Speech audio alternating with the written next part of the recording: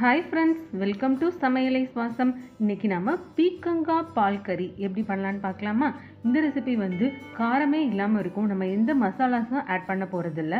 இது வயிற்றுப்புண் வாய்ப்புண் இருக்கிற சமயத்துலலாம் இந்த மாதிரி பீக்கங்காய் பால் கறி செஞ்சு சாப்பிடுங்க.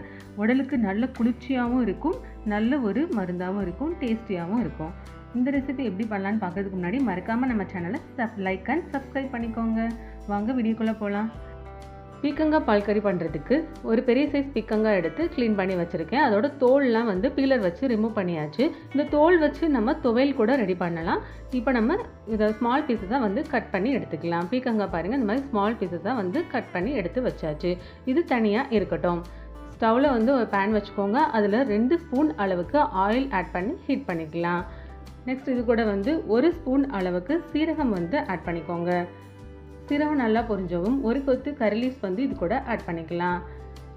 நல்லா பொரிஞ்சு வரவும் 2 வெள்ளைப்பூடு எடுத்து ஸ்மால் பீஸாக கட் பண்ணி அதை இது கூட ஆட் பண்ணிக்கோங்க. நெக்ஸ்ட் சின்ன வெங்காயம் வந்து இது கூட ஆட் பண்ண போகிறோம். இது வந்து ஒரு 10 சின்ன வெங்காயம் எடுத்து அதை சின்ன சின்ன பீஸாக கட் பண்ணி அதை இது கூட ஆட் பண்ணிக்கலாம். இது எல்லாமே நல்லா வதக்கி கொடுத்துக்கோங்க. நான் இன்னைக்கு காரத்துக்கு மசாலாஸ் எதுவும் ஆட் பண்ண போகிறதில்ல. அதனால 2 க்ரீன் சில்லி மட்டும் இது கூட ஆட் பண்ணிக்கிறேன். 2 பச்சை மிளகாவை வந்து கீரி இது போல் ஆட் பண்ணிக்கலாம். கூடவே ஒரு பட்டை வத்தலும் ஆட் பண்ணிக்கலாம். நல்லாவே வதக்கி கொடுத்துக்கலாம். வெங்காயம் இந்த அளவு வதங்கி வரவும் ஒரு பெரிய சைஸ் தக்காளியை சின்ன பீஸாக கட் பண்ணி அதை இது கூட ஆட் பண்ணிக்கலாம். வெங்காயம் தக்காளி வதங்கி வர்றதுக்கு தேவையான அளவு சால்ட் வந்து இந்த ஸ்டேஜில் ஆட் பண்ணிக்கோங்க.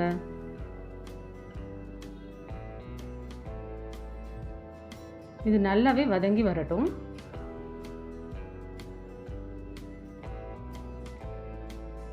வெங்காயம் தக்காளி நல்லா வதங்கிடுச்சு. இப்போ நம்ம கட் பண்ணி வச்சுருந்த பீக்கங்காயை இது கூட ஆட் பண்ணிக்கலாம். பீக்கங்காயை ஆட் பண்ணிவிட்டு நல்லா வதக்கி கொடுத்துக்கோங்க. நம்ம இதுக்கு வாட்டர் எதுவுமே ஆட் பண்ண வேண்டாம். பீக்கங்காயில் இருக்க வாட்டரே வந்து நல்லா பிரிஞ்சு வந்துடும். இந்த மாதிரி நல்லா வதக்கி கொடுத்துட்டு ஒரு லிட் போட்டு க்ளோஸ் பண்ணி ஒரு 10 to 15 மினிட்ஸ் வச்சிட்டோம்னா பீக்கங்காயில் இருக்க வாட்டரே நல்லாவே பிரிஞ்சு வந்து நமக்கு வெந்து வந்துடும். லிட் போட்டு க்ளோஸ் பண்ணி வச்சிடலாம். இது கூட நம்ம ஒரு 1/4 ஸ்பூன் அளவுக்கு மஞ்சள்தூள் மட்டும் ஆட் பண்ணிக்கலாம். பாருங்கள், பீக்கங்காயிலேருந்து வாட்டர் வந்து கொஞ்சம் கொஞ்சமாக பிரிஞ்சு வர ஆரம்பிச்சிருச்சு. அந்த வாட்டர்லேயே நல்லா வெந்து வந்துடணும். நல்லா சுருள சுருள வெந்து வர்ற அளவுக்கு நம்ம அதை கிளறி கொடுத்து வேக வச்சிடலாம்.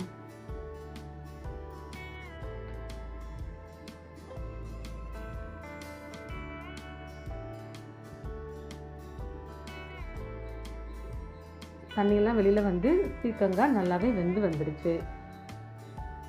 இந்த அளவுக்கு நல்லா சாஃப்டாக பீக்கங்காய் வந்து வெந்து வரணும். அந்த அளவுக்கு வேக வச்சு எடுத்துக்கலாம். இப்போ நம்ம இது கூட வந்து 1 டம்ளர் அளவுக்கு தேங்காய் பால், நல்ல கெட்டியான முதல் தேங்காய் பால் வந்து இது கூட ஆட் பண்ணிக்கலாம். ஆட் பண்ணிவிட்டு நல்லா மிக்ஸ் பண்ணி கொடுத்துக்கோங்க. தேங்காய் பால் ஆட் பண்ணிவிட்டு ஒரு 5 மினிட்ஸ் மட்டும் லிட் போட்டு க்ளோஸ் பண்ணி வச்சுருந்தா போதும். சூப்பர்வான பீக்கங்காய் பால் கறி நமக்கு ரெடி ஆகிடும். ஒரு 5 மினிட்ஸ் மட்டும் லிட் போட்டு க்ளோஸ் பண்ணி வச்சுருக்கலாம். பாருங்கள், சூப்பர்வான பீக்கங்காய் பால் கறி நமக்கு ரெடி ஆகிடுச்சு. இதை நீங்கள் ரைஸ் கூடவும் வச்சு சாப்பிட்லாம், சப்பாத்தி கூடவும் வச்சு சாப்பிட்லாம். சூப்பர்வாக இருக்கும். டேஸ்ட்டில் ரொம்பவுமே அருமையாக இருந்துச்சு. இந்த ரெசிபி மறக்காமல் வீட்டில் நீங்கள் ட்ரை பண்ணி பாருங்கள். இந்த ரெசிபி உங்களுக்கு பிடிச்சிருந்துச்சுன்னா மறக்காமல் நம்ம சேனலை லைக் அண்ட் சப்ஸ்கிரைப் பண்ணிக்கோங்க. Thank you friends.